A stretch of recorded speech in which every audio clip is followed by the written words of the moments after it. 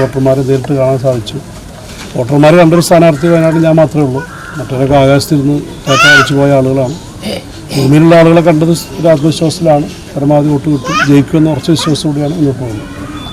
ഈ പൊന്നാനി മണ്ഡലത്തിൽ പൊന്നാനി അടുത്ത വർഷം കഴിഞ്ഞ തവണ നേരിയ വ്യത്യാസത്തിലാണ് നഷ്ടപ്പെട്ടു പോയത്. അതിനുശേഷം ഇടതുപക്ഷ ജനാധിപത്യ മുന്നണിയുടെ ജനകീയ അടിത്തറ വളരെയേറെ വിപുലീകരിക്കപ്പെട്ടിട്ടുണ്ട്. പുതിയ ഘടകകക്ഷികൾ LDFിനോടൊപ്പം ചേർന്നു.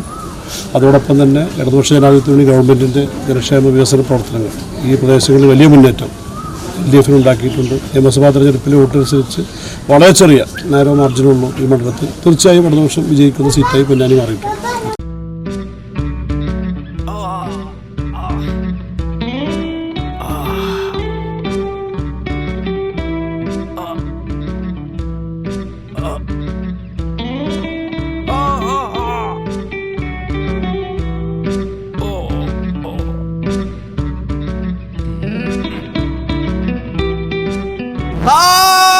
ഓഹോ, പൈൽസ് ആണല്ലേ. ഹരിദ്ര കഴിക്കിഷ്ട.